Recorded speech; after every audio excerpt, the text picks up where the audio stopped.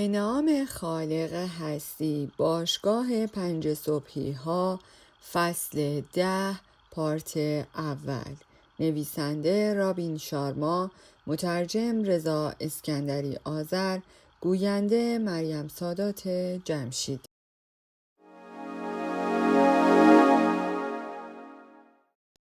چهار زمینه تمرکز افراد تاریخ ساز. زندگی که از جانب طبیعت به ما عطا شده کوتاه، اما یاد و خاطره زندگی که عالی زیسته شده ابدی است. سیریون. در حالی که کارآفرین و هنرمند دست در دست یکدیگر روی ساحل راه می رفتند تا میلیاردر را در محل برگزاری جلسه بعدی آموزش ملاقات کنند، طلوع آفتاب خیره کننده بود. وقتی رسیدند آقای رایلی پیشاپیش آنجا بود، نشسته روی شنها، چشمها را بسته و غرق مدیتیشن. پیراهن به تن نداشت، شلوارک استتاری به پا کرده بود، شبیه همان که سخنران چند روز قبل پوشیده بود، و یک جفت چکمه لاستیکی مخصوص غواصی با صورتک‌های خندانه رویش به پا داشت. اگر او را با آن چکمه ها می دیدید انگشت به دهان می ماندید. به محض اینکه میلیاردر دستش را به سمت آسمان بلند کرد و انگشت‌ها را در علامت پیروزی نگه داشت، یکی از دستیارها با عجله از خانه خارج شد. دستیار بی هیچ حرفی از داخل کیف چرم مشکی براقی 3 برگ کاغذ بیرون آورد و به دست میلیاردر داد. استون رایلی به نشانه تشکر سرش را برای دستیار خم کرد و به نوبه خود یکی یک برگه به دست شاگردانش داد. ساعت دقیقاً 5 صبح بود. میلیاردر یک صدف دریایی برداشت و به داخل آب پرتاب کرد. به نظر می آمد امروز صبح عمیقاً در فکر است. از بازیگوشی، شادی و رفتارهای عجیب و غریبش خبری نبود. کارآفرین در حالی که به دستبندش با نوشته پیش به سوی تلاش برخیز و جهد کن، تنها وقتی می خوابم که مرده باشم دست می کشید. از میلیاردر پرسید شما حالتون خوبه؟ دولتمند نوشته روی دستبند را خواند. انگشتی روی لب گذاشت. پرسید وقتی بمیرید کی براتون گریه میکنه؟ هنرمند پرسید چی؟ کسانی که شما رو میشناسن بعد از مرگتون درباره اینکه چطور زندگی کردید چه چیزهایی نجوا میکنن؟ میلیاردر سؤال را با لحن یک هنرپیشه ماهر ادا کرد. شما جوری زندگی می کنید که انگار مقدر شده تا ابد زنده باشید و هیچ وقت فکری درباره ضعف و قوای جسمانی یا اینکه چقدر از عمرتان گذشته به ذهنتان خطور نمی کند. زمان را جوری تلف می کنید که انگار از یک منبع بی پایان به دستش آورده اید، در حالی که هر روز از عمرتان را که صرف کسی یا چیزی می کنید ممکن است آخرین روز عمرتان باشد. هنرمند گفت پس به این موضوع فکر می کردین. چه هوشمندانه. میلیاردر کمی شرمسار به نظر می آمد. ای کاش اینها افکار من بودن، ولی نه، اونها متعلق به سنکا، فیلسوف مکتب رواقی هستند. اونها بخشی از رساله‌ای در باب کوتاه بودن عمر هستند. کارآفرین که کمی معذب به نظر می آمد پرسید خب چرا در صبح به این قشنگی داریم درباره مرگ حرف می زنیم؟ چون اغلب مایی که امروز زنده ایم آرزو می کنیم کاش زمان بیشتری داشتیم. با این حال عمرمون رو هدر میدیم. فکر کردن به مرگ باعث میشه این موضوع وضوح بیشتری پیدا کنه. بعدش دیگه اجازه نمیدید حواس پرتی های دیجیتال، انحرافات سایبری و اتلاف وقت مجازی ساعات غیر قابل برگشته موهبتی مثل زندگی رو ازتون بدزدن. میدونید عمری که رفته دیگه بر نمیگرده. این جمله را مهربان و در عین حال محکم ادا کرد. دیروز بعد از جلسه‌ام در شهر داشتم یک بار دیگه کتاب در جستجوی روشنایی روز رو میخوندم. اون داستان واقعی ایگن اوکلی، مدیرعامل قدرتمندیه که وقتی پزشکش متوجه شد 3 تومور توی مغزش داره بهش اطلاع داد که فقط چند ماه از عمرش باقی مونده. هنرمند به آرامی پرسید بعدش چی کار کرد؟ اون آخرین روزهای عمرش رو با همون تعهدی گذروند که طی سالیان کسب و کارش رو با اون اداره کرده بود. اوکلی تلاش کرد کنسرت‌های دانش آموزی رو که از دست داده بود، قرارهای گردش با خانواده رو که رد کرده بود و دوستی‌هایی رو که فراموش کرده بود جبران کنه. در بخشی از کتاب توضیح میده که از دوستی درخواست میکنه تا برای پیاده روی در طبیعت برن بیرون و به قول خودش این نه تنها آخرین باری بود که ما میتونستیم چنین پیاده روی پر آرامشی رو با هم تجربه کنیم، بلکه اولین بار نیز بود. چه غم انگیز، این تنها چیزی بود که کارآفرین هین ور رفتن با دستبندش تونست بگه. خطوط نگرانی روی پیشانیش با شکوه و درخشش تمام از نو ظاهر شدند. میلیاردر ادامه داد دیشب فیلم لباس غواصی و پروانه رو تماشا می کردم. یکی از فیلم های محبوب منه. داستان واقعی یک مرد که در رأس دنیای خودش قرار داشت. سردبیر مجله فرانسوی ال بود.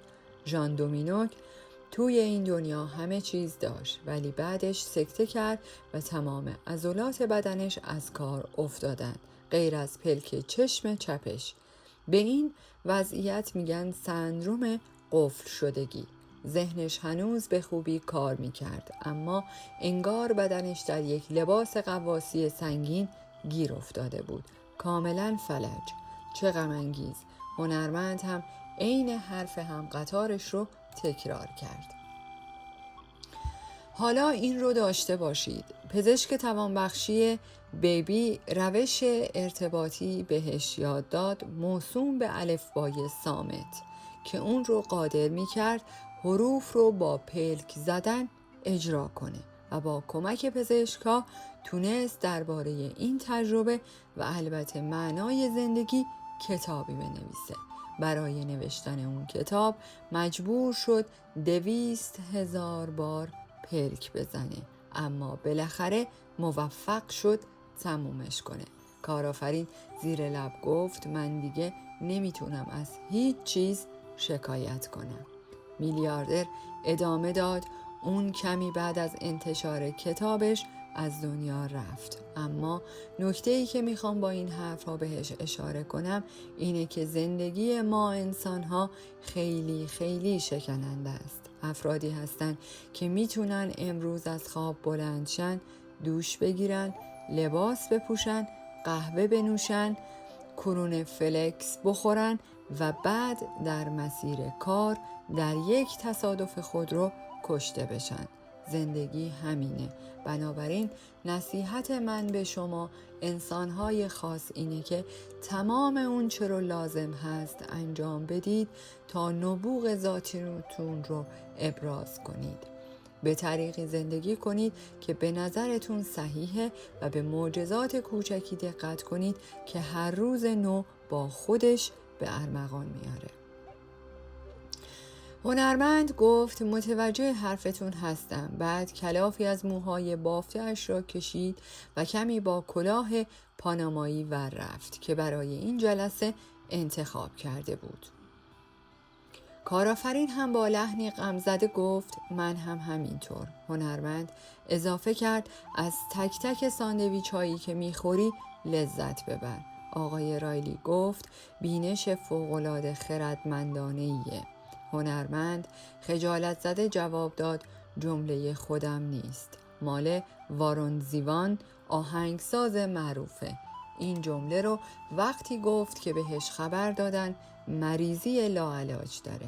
بابت هر لحظه شاکر باشید. وقتی کار به بلند پروازی هاتون میرسه ترس رو بذارید کنار. عمرتون رو با مسائل پیش پا افتاده هدر ندید و بازیابی خلاقیت، آتش و قابلیتی رو که در درونتون نهفته است اولویت اول خودتون قرار بدید. انجام این کار بسیار مهمه. به نظرتون افلاطون چرا ما رو به شناخت خیشتن تشویق کرده؟ اون به خوبی درک کرده بود که ما مقادیر زیادی توانایی در وجودمون ذخیره داریم که باید ابتدا بهشون دسترسی پیدا کنیم و بعد به طریقی به کارشون بگیریم که بتونیم زندگی پر انرژی، شاد، آرام و معنادار داشته باشیم. کوتاهی به خرج دادن در قبال نیروی درون در واقع بستری برای رنج ناشی از قابلیت‌های بلا استفاده، سرخوردگی ناشی از ترس و رغبت ناشی از تعالی کشف نشده ایجاد می‌کنه. یک موج سوار که با کایت کشیده میشه به سرعت از نزدیکی خط ساحلی رد شد و دسته‌ای دلقک ماهی از داخل آبی به پاکی وجدان آبراهام لینکن عبور کردند. میلیاردر گفت و این ما رو میرسونه به موضوعی که امروز میخوام شما رو باهاش آشنا کنم. لطفاً با دقت به برگه هاتون نگاه کنید. مدل یادگیری که 2 شاگرد دیدن به این شکل بود. شماره 1 هوش سرمایه سازی. مرد با نفوذ مفهوم سرمایه سازی را برایشان شرح داد که اول بار توسط جیمز فیلین روانشناس برجسته مطرح شده بود. بینش ارزشمندی که او در نظرشان آورد این بود که مایه برتری اسطوره‌ها بر افراد عادی نه استعدادهای مادرزادیشان بلکه مقدار قابلیتی است که آنها به سرمایه تبدیل می‌کنند.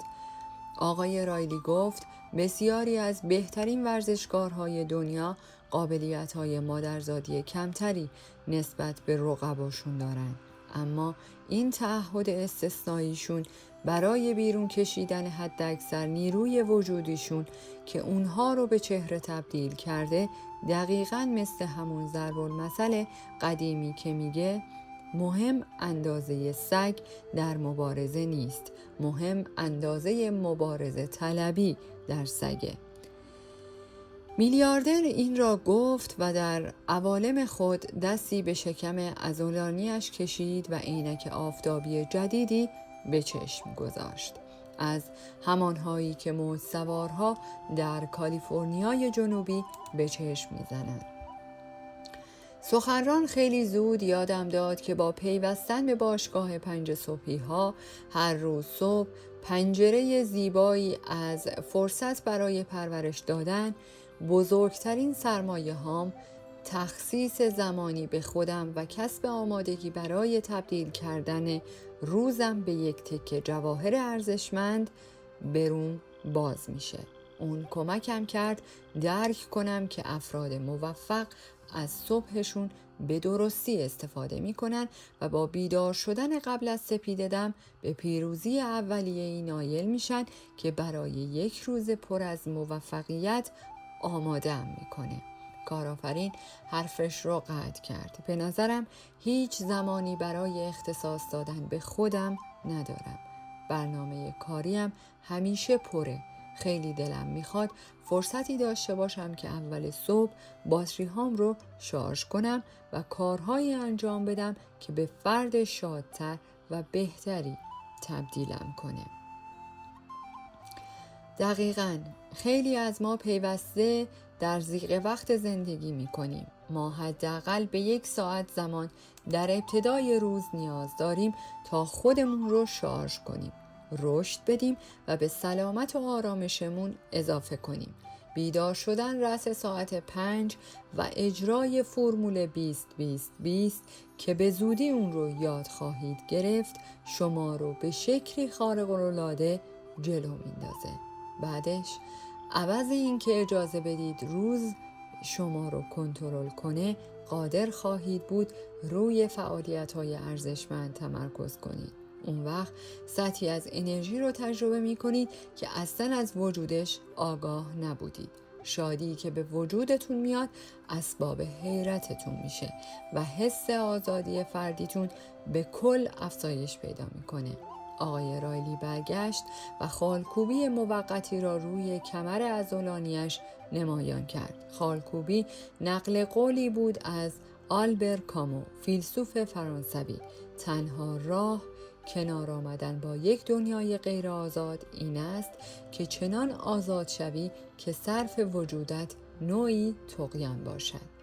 زیر این کلمات روی عضلات پشت میلیاردر تصویر یک ققنوس دیده میشد که از میان شعله‌های آتش بلند شده بود. تصویر دقیقاً این شکلی بود. کارآفرین گفت من واقعاً به چنین چیزی نیاز دارم. میدونم که اگر هر روز صبح قبل از اینکه زندگیم وارد هیاهوی خودش بشه زمانی رو به خودم اختصاص بدم، بهره‌وری، عظمت و آرامشم خیلی بهبود پیدا میکنه. هنرمند گفت منم همینطور. هر روز صبح 1 ساعت تعمق و آماده سازی میتونه کلی روی هنرم تأثیر بذاره و همینطور روی زندگیم. میلیاردر ادامه داد سخنران خیلی زود به هم یاد داد که سرمایه گذاری 60 دقیقه برای ساختن بهترین نسخه خودم و بهترین مهارت‌هام با عنوان ساعت پیروزی میتونه نتایج ذهنی، حسی، جسمی و روحیم رو متحول کنه. بهم قول داد که این کار باعث میشه مزیت رقابتی بزرگی به دست بیارم که دیروز دربارش بحث کردیم و همینطور به سمت شکل دادن امپراتوری خلاقیت، ثروت، شادی و نودوستی سوقم بده. و باید بگم در این مورد هم کاملا درست میگفت. خب بیایید برگردیم سراغ مفهوم سرمایه سازی و اهمیت به یادگیری هوشمندانه موهبت‌های ذاتی. امروزه افراد زیادی از جامعه توسط این باور هیپنوتیزم شدند که افراد دارای مهارت‌های خارق‌العاده تافته جدا بافتند و به طور خاص مورد رحمت خدایان استعدادهای خارق‌العاده قرار گرفتند. اما قضیه اینطور نیست. رگه‌هایی از روحیه دهاتی در لحنش ظاهر شد. تعهد و انضباط همیشه به هوش و استعداد برتری پیدا میکنه و اینطور نیست که افراد موفق شانس آورده باشن. اونها شانس رو خلق میکنن. هر بار که شما در برابر وسوسه تنبلی مقاومت میکنید و روند بهینه سازی رو ادامه میدید، در واقع دارید به قهرمان درونتون قدرت میبخشید. هر لحظه رو که صرف انجام کارهایی میکنید که میدونید به کارهای بظاهر راحت‌تر برتری دارن، در واقع روند ورودتون به تالار افتخار مشاهیر رو تسهیل میکنید. میلیاردر به یک مرغ دریایی غولاسا حین گرفتن صبحانه لاغرش از دریا خیره شد. بعد آروغ بلندی زد و با لحنی عذرخواهانه گفت اخ میبخشید. ادامه داد همونطور که قبلا هم گفتم بخش زیادی از تحقیقات اخیر درباره افراد موفق مؤید این موضوعن که داستان شخصی ما درباره قابلیت هامون در واقع نشانگر عملکرد اصلی ما در امر به کارگیری اون قابلیت هاست. کارآفرین دست از نوت برداری روی موبایلش برداشت و به چشمهای میلیاردر نگاه کرد. میلیاردر تیشرت تننمایی به تن داشت که روش نوشته بود قربانی ها تلویزیون های بزرگ دارند و راهبران کتابخانه های بزرگ. از میلیاردر پرسید منظورتون چیه؟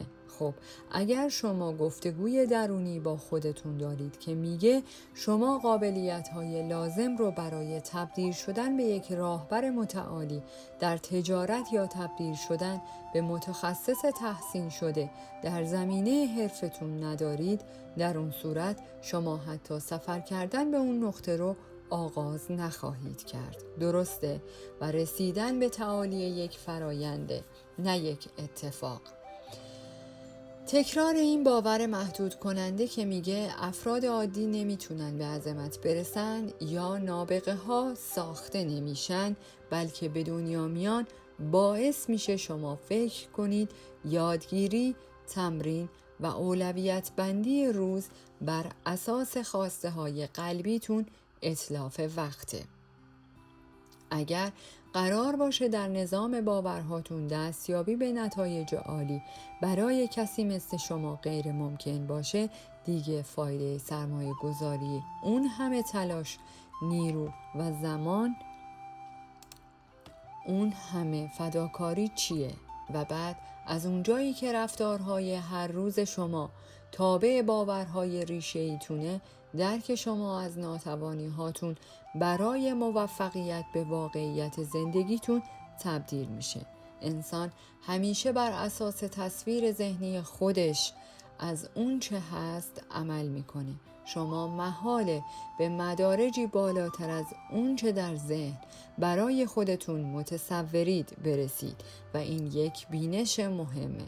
بعد به اقیانوس و قایق ماهیگیری کوچکی نگاه کرد که تورش رو دنبال خودش میکشید. ماهیگیر با پیراهن قرمز داشت سیگاری دود میکرد و در عین حال قایق را از میان صخره‌های مرجانی خطرناک عبور میداد. میلیاردر عبارت تأکیدی دیگری با خود زمزمه کرد: من شاکرم، من همه را میبخشم، من اهل بخششم، زندگی من زیبا، خلاقانه، پرثمر، کامیاب و جادویی است. بعد بحث درباره سرمایه سازی را ادامه داد.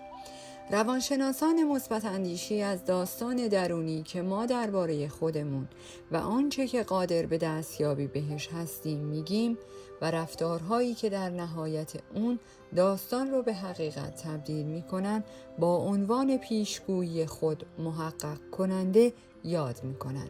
ما الگوهای فکری رو در سنین پایین از طریق افرادی که بیشترین نفوذ رو روی ما دارن دریافت میکنیم، یعنی والدین، معلم‌ها و دوستان. ما بر اساس آن الگوهای فکری عمل میکنیم و از اونجایی که اقدامات ما نتایج رو رقم میزنن، این داستان غلط درونی به واقعیت وجودی ما تبدیل میشه. جالبه نه؟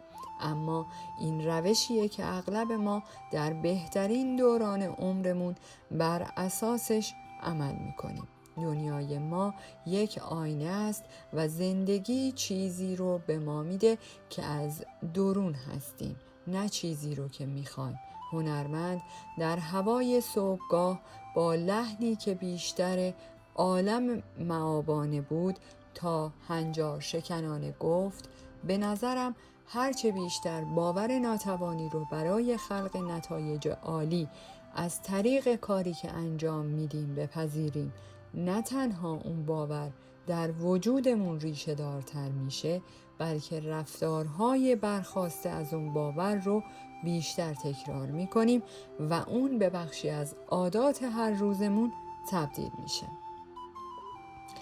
میلیاردر ذوق زده جواب داد: گل گفتی. از اون بخش ریشه دار شدن باورها خیلی خوشم اومد. خیلی خوبه. اگر امروز سخنران رو دیدی، بهتر این ایده‌ات رو باهاش در میون بذاری. گمونم داره جایی ماهیگیری میکنه، ولی با شناختی که ازش دارم کمی بعد با حضور خودش این ساحل رو روشن میکنه.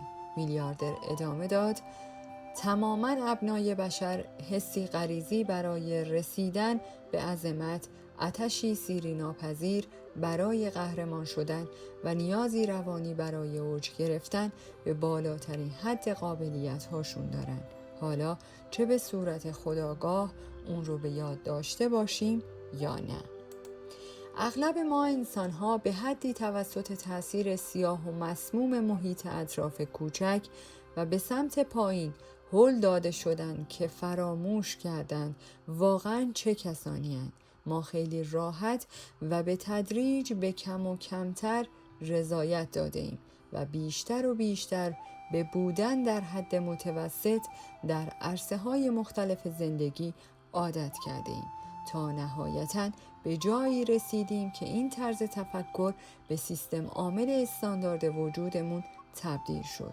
راهبران واقعی هرگز درباره استانداردهاشون به مذاکره نمیشینن. اونها میدونن که همیشه جا برای ارتقا و بهبود هست. اونها میدونن که ما زمانی بیشترین اتصال رو به ذات مقتدرانه خودمون داریم که در تلاش برای تبدیل شدن به بهترین نسخه خودمونیم. اسکندر کبیر زمانی گفت من از سپاهی از شیران به رهبری یک گوسفند هراسی ندارم، از سپاهی از گوسفندان به رهبری یک شیر می هراسم. میلیاردر نفس پرصدایی فرو کشید، پروانه‌ای پر زد و گذشت، خرچنگی شتابان از کنار پایش رد شد. بعد ادامه داد من اینجام تا به شما یادآوری کنم که هر یک از ما ظرفیت راهبری رو در درونمون داریم و همونطور که میدونید منظورم از راهبری داشتن عنوان و برچسب یا سمت پر سر و صدا یا نیاز به اتوریته رسمی نیست. چیزی که ازش حرف میزنم وزین‌تر و بلند مرتبه تر از این حرف هاست. اینجا بحث قدرت حقیقی نهفته در درون قلب یک انسان در برابر یک قدرت زودگذر که به واسطه سمت مدیریت به شخص اعطا شده یا یک اتومبیل تندرو یا یک موجودی بانکی درشت. چیزی که ازش حرف میزنم توانایی انجام کاری چنان بزرگه که هیچ کس نتونه چشم ازتون برداره.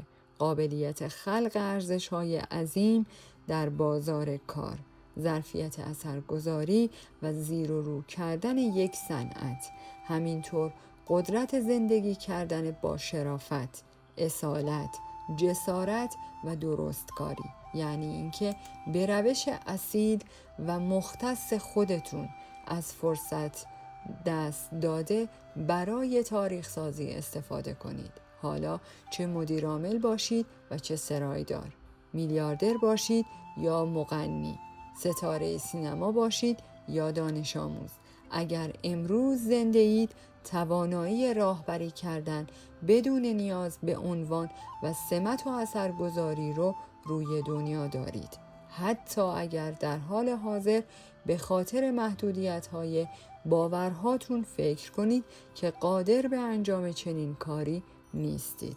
اون چیزی که شما فکر می‌کنید الزاماً واقعیت آینده‌تون نیست.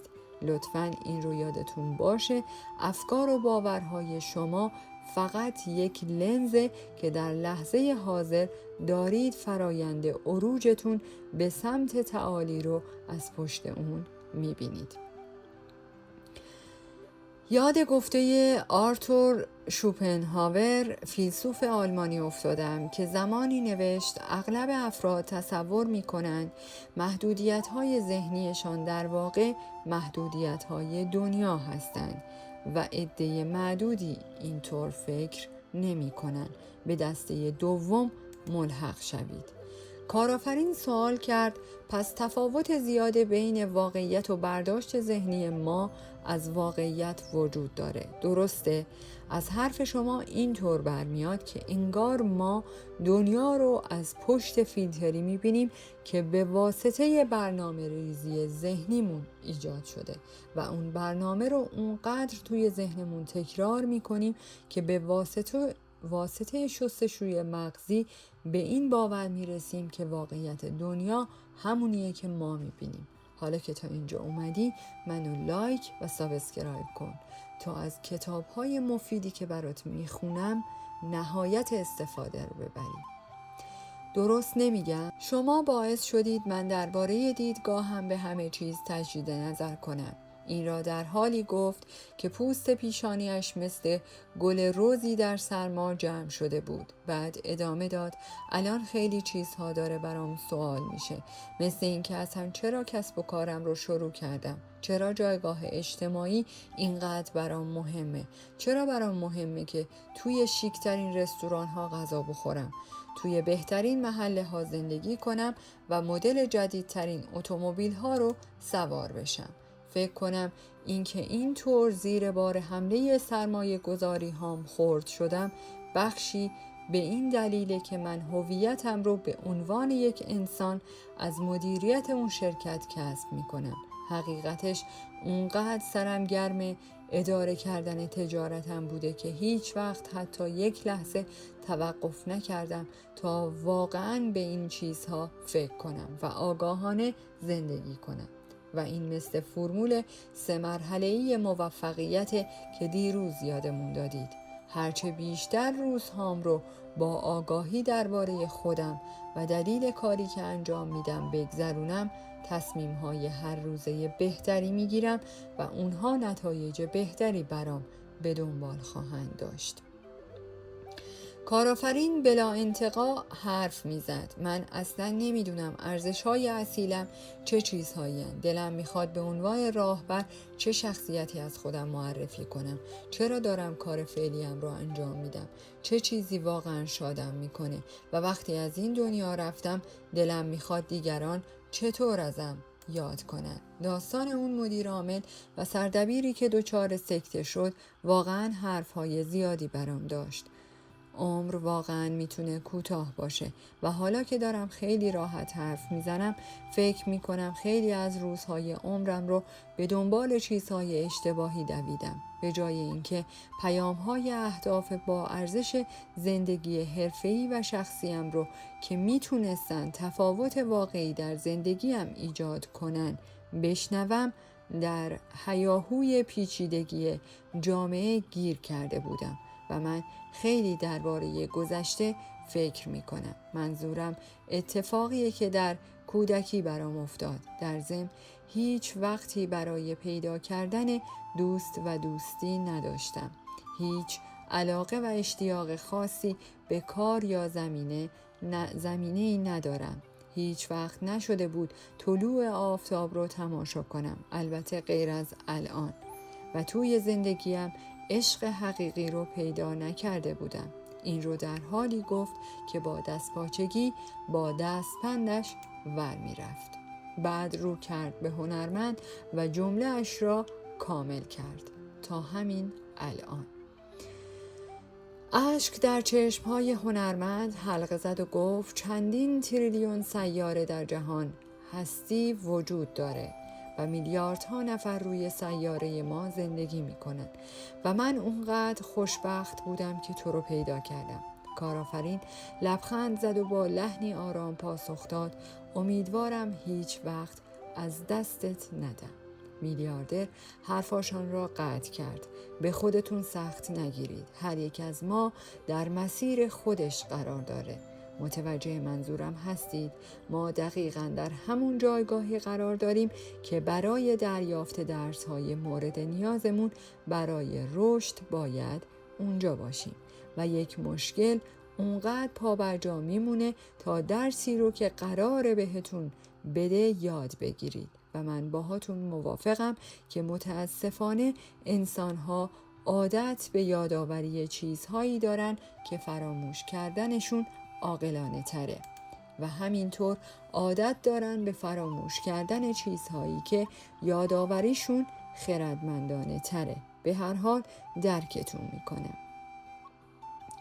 لطفاً به این موضوع اطمینان داشته باشید که والاترین و خردمندترین بخش وجودتون در حال راهبری شماست. در مسیر رسیدن به تعالی و خلق زندگی معنادار و مهم هیچ تصادفی وجود ندارد و اگر نظر من رو بپرسید داشتن خانه‌های با شکوه، اتومبیل‌های تندرو و مقدار زیادی پول هیچ ایرادی نداره و ازتون میخوام که واقعاً این پندم رو گوش بگیرید.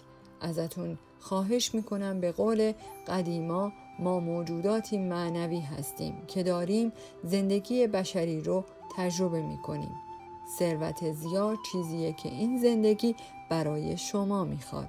فراوانی ذات طبیعته. هیچ کمبودی در گلها، درختان لیمو و ستاره‌های آسمان وجود نداره. پول شما رو قادر به انجام کارهای عالی برای خودتون و همینطور عزیزانتون میکنه و به شما این فرصت رو میده که به نیازمندان کمک کنید. توریستی که پشت یک قایق اسکی روی آب می کرد به سرعت از نزدیک ساحل رد شد. صدای خنده شادمانش به گوش می رسید. دولتمند ادامه داد: میخوام راز کوچکی رو به شما بگم. من بیشتر دارایی سیالم رو بخشیدم.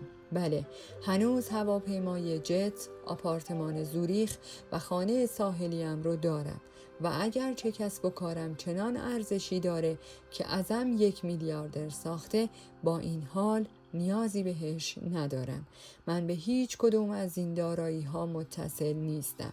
هنرمند گفت: یه داستانی خوندم که فکر کنم ازش خوشتون بیاد. کرت ونگات نویسنده معروف و جوزف هلر نویسنده رمان تبصره 22 در مهمانی یکی از سرمایه‌دارهای معروف در لانگ آیلند شرکت کرده بودند. ونگات از هلر میپرسه چه حسی داره از اینکه میزبانشون تنها در 1 روز بیشتر از مجموع حق التألیفی که اون برای کتاب پرفروشش دریافت کرده پول در میاره. هلر جواب میده: اما من چیزی رو دارم که اون هیچ وقت نمیتونه داشته باشه.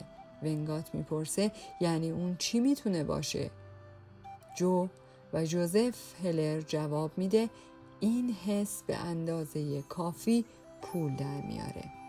میلیاردر هیجان زده و با صدای زیادی بلند گفت: چه هوشمندانه، خیلی خوشم اومد. و 1 بزن قدش با هنرمند اجرا کرد. بعد همان رقص مختصرش را که در مواقع خوشحالی اجرا می کرد انجام داد و پشت بندش چند حرکت پروانه زد و تمام این کارها را با چشم بسته انجام داد. واقعا که چقدر عجیب. در پایان از شما دوستان عزیزم میخواهم برای حمایت بیشتر ما کانال ما را به دوستان خود معرفی کنید. برای انرژی بیشتر ما رو لایک کنید و برای ادامه پرقدرت‌تر سابسکرایب. تا درودی دیگر، درود و 200 بدرود.